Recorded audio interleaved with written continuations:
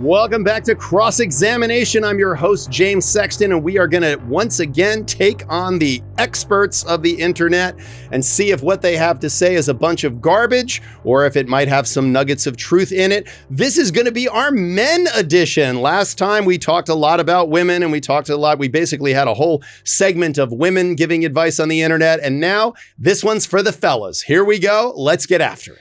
All right, Jim, we begin with that Zona guy. Do you know Jake Zona? No. He is an Instagram creator. He uses whiteboards and TV kind of like slideshows as his jam. And a lot of times is speaking on gender dynamics and relationships. So he has a video, the top five things that are considered cheating. Hey, we have 5 things that count as cheating. Get your notebooks out because we got a lot to cover. Number 5, answering DMs at all. Some guy enters your girl's DMs and she just even likes the message. Or a, haha, thanks. Cheating. Why are you answering at all? You're opening the door for no reason, okay? Answering DMs. Number 4, accepting drinks from other men. I got money. You need money for drinks. Ask me. By accepting a drink, you're opening the door for that guy to a conversation. Whether you act on it or not, doesn't matter. Any interaction with an ex. If your ex reach out to you, don't answer. You see your ex in public, hey, bye. Don't acknowledge, nothing. There's no reason. It's an ex. You got a boyfriend. What are you interacting with an ex for? You got a bunch of weirdos out here that are like, oh, well, me and my ex were friends. We're still civil. It wasn't a bad breakup. No, save it. You ain't fooling me. And you ain't fooling any of my guys that are watching here today. All right. Those 5 things count as cheating, Jim? You know, first of all, I watch this and I think to myself, why do we spend any time or money on production values for this show?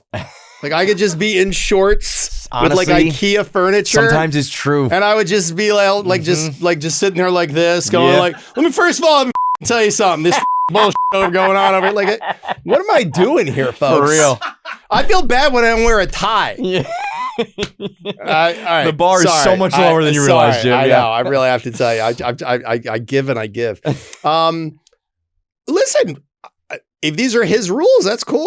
Like, you have a right to set your own boundaries. I mean, I wouldn't, Sure. Okay. Everyone does have their own boundaries. But if you're trying to, he's making this for the general audience to apply to everyone in their relationship. Yeah, I don't think it applies to everyone in every relationship. Yeah. I think that there are permutations where people have, first, like I was listening to it and I was like, are you posting thirst traps? I think for me, if I was dating someone and they were posting thirst traps, yeah, I would have an issue with that. Unless they were the kind of person that for their profession or whatever, they post thirst traps. So there might be exceptions to that, but okay, I get it. Having male friends, I can't get down with that. I've had a number of women who I dated who had male friends. I have a number of female friends that I just have a platonic friendship with. Wait, you're with. Saying you can't get down with that being a criticism? Yeah, I don't think that would be a criticism, like a rule that women shouldn't have male friends and men shouldn't have female friends. You can't get down with a woman having friends. No. I think I'm trying to, sort of say, like, if you want to extrapolate this out to broader rules, I don't know. Are you really like, because what this tells me is like, is every woman who he knows he wants to have sex with, he is one-on-one with them? Because I find that hard to believe. I don't feel that way. I have a lot of women in my life that even attractive women who I just don't have a relationship with. They're not someone that I have a romantic relationship with, or maybe I had a romantic relationship with them at some point and it became a friendship after that. Like that was another one of his, being friends with an ex. Like, I'm friends with most of my exes. Do we like hang out together? No, probably not. But do we have some connection with each other? Do we, do I send them hey, happy birthday on their birthday when I see on Instagram that it was their birthday, or if it was a date I happen to remember? I don't think there's anything wrong with that. I don't think it's a betrayal of your partner. But again, I think these are very personalized rules. I think they're very specific. So I don't think that this is wrong advice. There's probably a lot of people that'll watch it and be like, absolutely, amen, brother. And then there's going to be a lot of people that are going to be like, bullshit, that's not true. It's going to drive engagement. He's probably got 1 billion views on these things, and it's driven a ton of traffic because the algorithm loves whether people say that's ridiculous or that's brilliant. It's just engagement. That's all that the algorithm sees. So he's probably building himself quite an audience out there with this. And I don't think any of it's like super toxic, because I don't think anybody out there is going to be like watching this guy going, let me take notes on this as a young man who's getting into relationships for the first time. That dude in the hat sitting there, slunk back in his chair, definitely knows what he's talking about, and let me make notes on that. I think he's got a perspective. He's able to put his perspective out there. People will watch it and they'll either say, yes, that's true, or yeah, that guy's absolutely wrong, and that's totally fine. Taylor Conway, he is mansplaining how men think and sometimes gives great advice and sometimes is triggering on Instagram. He has his video saying the number 1 ick men have for women.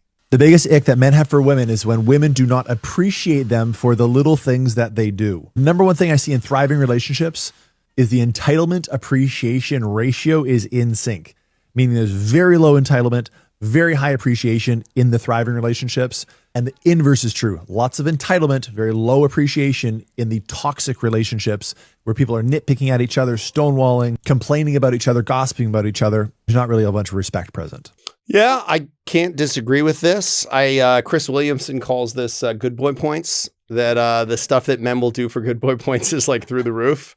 And I will have to say it matches up with my lived experience. I think there's nothing we like better than a woman going, oh my God, you're such a hero. Like whatever.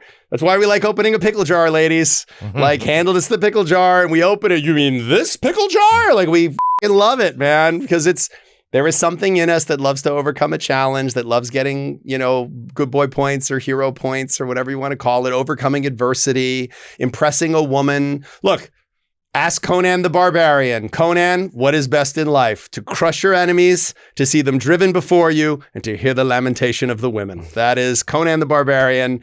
That is the truth. We really love being competitive men, and we tend to love, having women praise us for our achievements. I think if you want something from a man, saying, oh my God, you do this so much better than anybody else is the way to get us to do it. It's the way to get us to do it. Whereas if you say, well, like a damsel in distress, we like a damsel in distress, and sometimes it brings out something heroic in us and protective in us. But when you drive home to us, oh my God, you would be such a hero to me if you did A, B, and C. Men, we love that generally. And what is that but appreciation? What is that but the feeling of, giving us that praise, that congratulations? Maybe it's our mommy issues that we didn't get that from our moms when we were kids. Maybe it's just something genetically kind of built into us.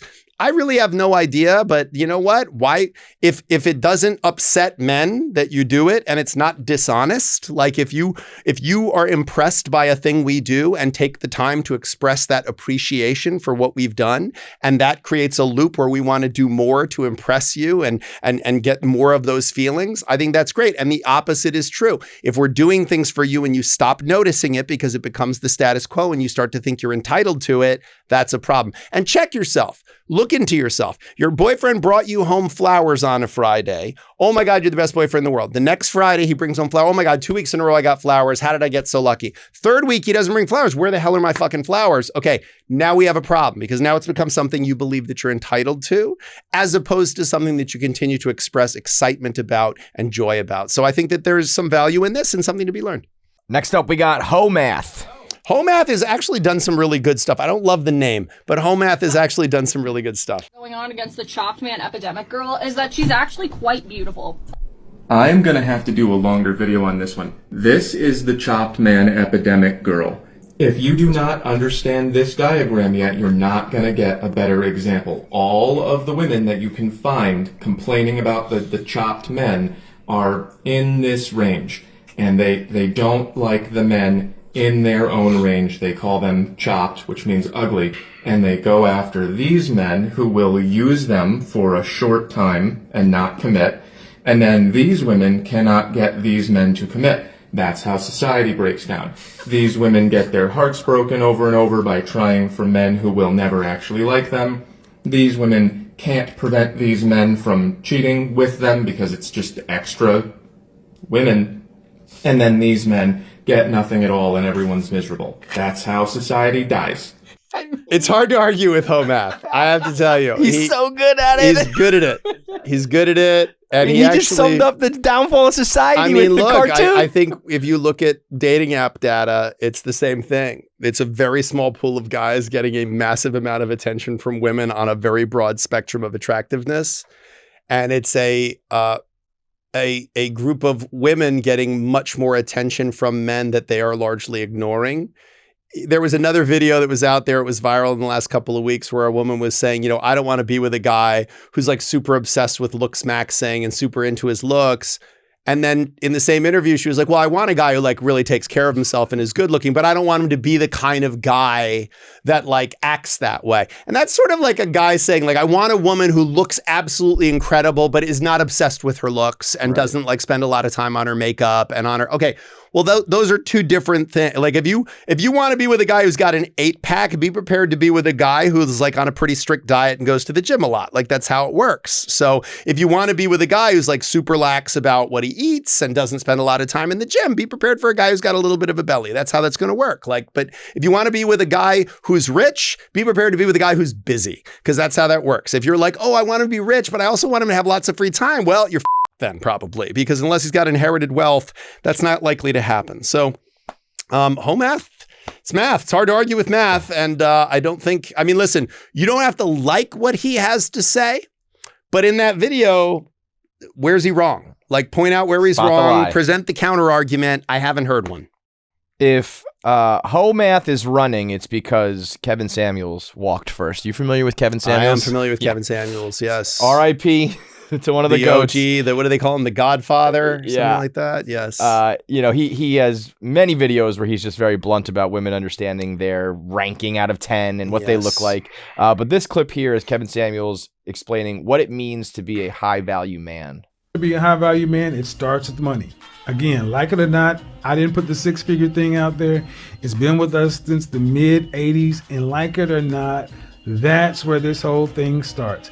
You can't be high value and homeless, so you have to make a certain amount of money, and the line is roughly at $10,000 a month adjusted for Atlanta dollars. And high value does two things for a man.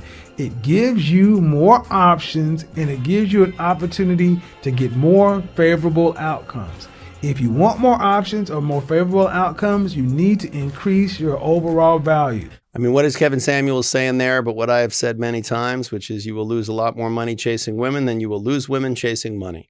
There is something about pursuing excellence, pursuing assets, pursuing the ability to provide security to the people around you that is very attractive to women. Now, whether that's because women find men who are good providers very attractive, just naturally, biologically, that's one school of thought. The other might be that women are drawn to the habits of mind and the level of discipline that a person has to have in order to be successful. I think if you said to most women, who's more attractive, a guy who was born into wealth and has, $100 million, or a guy who was born into poverty and became educated or entrepreneurial and turned $0 into $10 million. I think most women would find the latter guy more attractive, even though he has less of a net worth, because it's something about his drive, his discipline, his ability. But at the core of all of this is, of course, what does money buy? It buys security, it buys stability, it creates options, and the best option is the one that creates more options. And as someone who's been poor and then has had money, it's so much better having money. Absolutely, without question. Are there problems that come with having money? Sure. I would take them 7 days a week and twice on Sunday over the problems that come with being broke. I was broke a long time. Believe me, it sucks. There are so many problems that come with it. The danger of this is, A, income inequality has skyrocketed. It's very, very hard for young men to go out there and to make some kind of a living. So if the metric by which men are largely going to be deemed high value is their actual net worth, this is really, really bad news for a lot of young men out there who are struggling to just make ends meet. It also makes it very appealing for women, particularly young women, to go out and to say, okay, I want to find a guy who's financially established. And that's going to be a guy who by definition is going to be much older, 30s, 40s, 50s, because that's when people reach real levels of financial stability. So if you make that a significant metric for women to be pursuing, you're creating a situation where there's going to be a lot of age gap relationships. The problem with that is, of course, it's better to buy a stock low and sell high, or to buy a stock low and then ride it all the way. And of course, finding a young man who's on the come up and trying to sort of be there and be a supportive other with him, there's no guarantee that that guy's not going to make it and then dump you for another woman. So I understand where this is coming from every possible angle. As a divorce lawyer, I've seen it from every possible angle. I've seen people who ride with someone and then they dump them. I've seen people who ride with someone and then get dumped. I've seen people who ride it out all the way and who have success together, and then they're doing a prenup for their kids when they get married. So look, I've seen every angle of this. I think Kevin had a lot of interesting things to say. This is one of his sort of less misogynistic and more articulate and intelligent ones. Some of the stuff he did near the end of his career was a little bit more borderline abusive, although sometimes he was really just giving people very harsh truths. And I think that there's something to be said for that. But rest in peace, Kevin. Definitely a guy who contributed to the dialogue.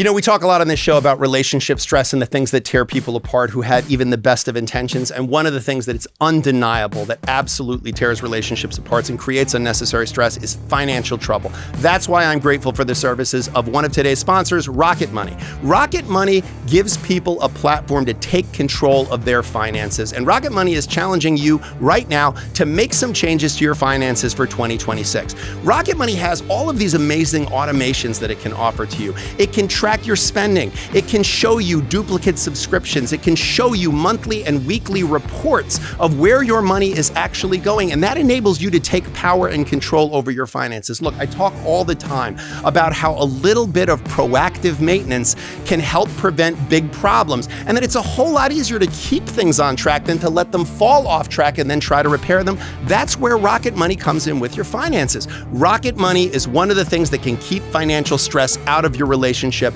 And for the unbelievable value that it provides to you, trust me, it's a lot less expensive than 1 hour of a divorce lawyer's time. So signing up for Rocket Money has never been easier. So what do? 2026 is your year. Sign up rocketmoney.com/James Sexton. That's right, rocketmoney.com/James Sexton to get started for free. That's right, it's a special for you, our viewer at Better Call Sexton. Sign up rocketmoney.com/James Sexton. All right, last one here. This comes from The Guardian. The guy speaking is using a fake name, but he is a reformed red pill man. Said he fell kind of into the trap at a young age, I believe 17, and then had a life experience where he said, maybe I'm wrong here.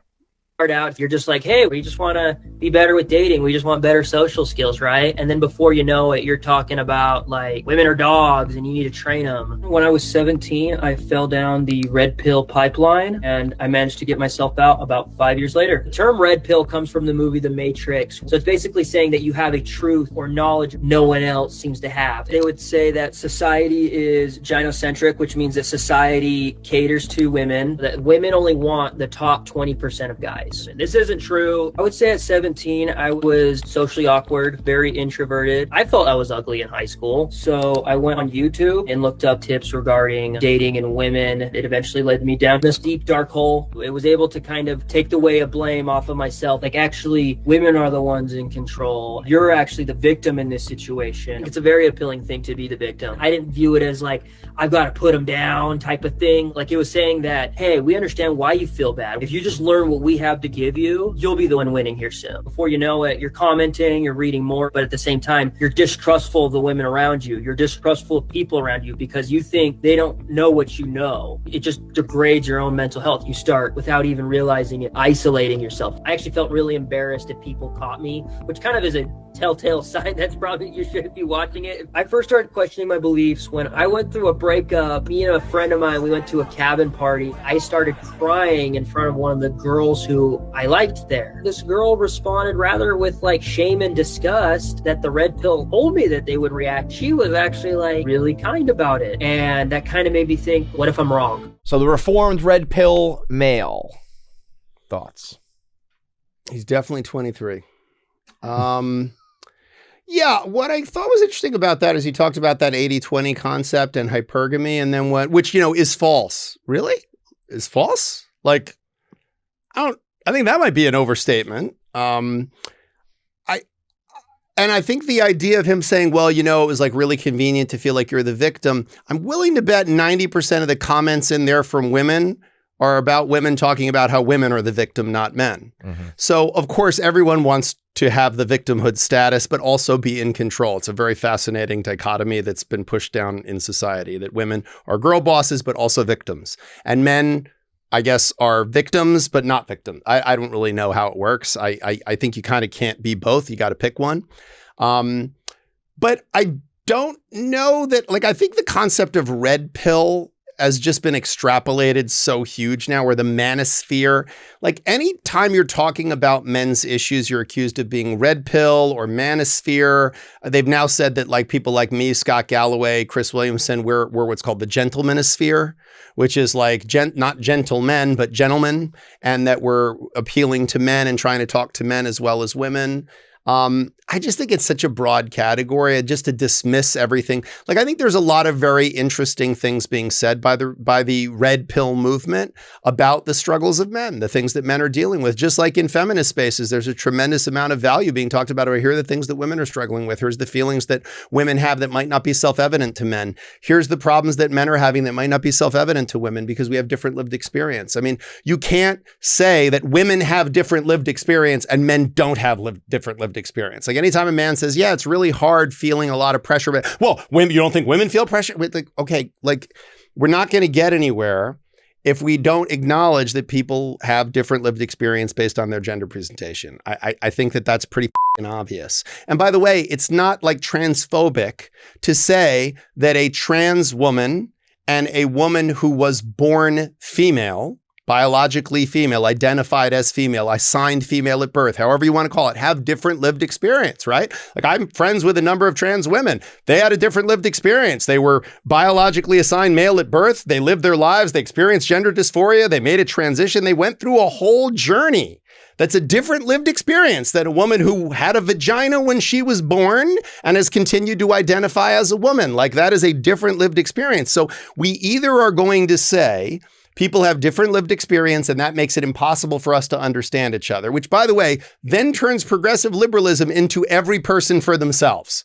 Because no one can understand each other. Because I'm a man, so I can't understand your experience as a woman. And, well, you're a woman, but you're not a woman of color, so you can't understand her experience. Well, you're a woman of color, but you're an able-bodied woman of color who's not neurodivergent, so you can't understand that. Okay, so then every single person can only understand their own individual lived experience and can't understand anything of anybody else. Like, that's basically just Ayn Rand's, like individual determinism philosophy. It's the least progressive, least liberal philosophy that ever existed. It's the every man for himself, which I don't think is the overriding, last time I checked, and you can check a dollar bill and see if they've changed it, it was e pluribus unum, from many, one. We're supposed to be one, right? I love people who say that they love America, but they just seem to hate Americans. Like, when really all that America is just a bunch of Americans. So this idea that, like, well, I've rejected the ripple. I'm sure that this got 1 million likes because everyone likes a redemption arc, and people are like, oh, he got brainwashed into it. It sounds like he got his eyes open to a perspective that's not one that's self-evident. I think a lot of the conversations that are happening in the red pill manosphere space, yeah, they're silly. They're stupid, some of them. Just like some of the extreme feminism perspectives on TikTok are absolutely batshit crazy. But that's not traditional progressive feminism. Read Gloria Steinem, read, non-extreme people. Same thing when it comes to the manosphere stuff. Listen, watch Rolla Tomasi on, Access Vegas. Yes, it's an extreme version. Read the book, The Rational Man. It's actually quite an intelligent piece of work where he talks about gender dynamics and hypergamy and some of these concepts in a way that really lays out something very intelligent about sort of the challenges of being male and the challenges of being female. I don't think we're doing ourselves any favors with this boys versus girls shit. I think that a young person, a young man finding some commonality in the red pill space, by the way, and I don't know anybody in the red pill space who would say that if a man cries in front of a woman, she's going to shame him and reject him. I think most people would say if you cry in front of a woman, she's likely to give you a tremendous amount of sympathy and compassion. If anything, a lot of the red pill people that I know are very into traditional gender roles where women are caregivers and compassionate and empathetic, and men are supposed to be super, tough and stoic and not cry. So if anything, I think that would have been a totally different message. But again, I think that it's just too broad of a category. And I get accused now of being alt-right. I get accused of, even though I've been a lifelong progressive, I get accused of being in the manosphere and the red pill space. Why? Because I dare mention that women and men both have different unique struggles that they're going through in regards to how they interact with each other. Because I'm a divorce lawyer, and that's all I see all day is men and women fighting with each other. Like, I don't think that makes me red pill. I think it just makes me not blind. That'll do it for today's cross-examination. We'll try to give you more gender-balanced ones in the future. We did just the girls. We did just the guys. I mean, there's just so much out there. We can do we can do just people with brown hair if we want to. There's so much slop out there, expert slop out there. But remember to join us for the next cross-examination. Check us out for Better Call Sexton, our usual fare. Remember to like, subscribe, hit the notification bell. It really does help the channel. We are getting danger close to 100,000 subscribers. We can't wait to get there. We have every single one of you to thank for it. Remember to go to the link in the bio and check out all of the things that we have offering you at sextonshow.com, all the opportunities to send us a video message, which we love to hear from you. We really want to bring this into more of a dialogue space, so please join us on that journey. But for now, we are adjourned.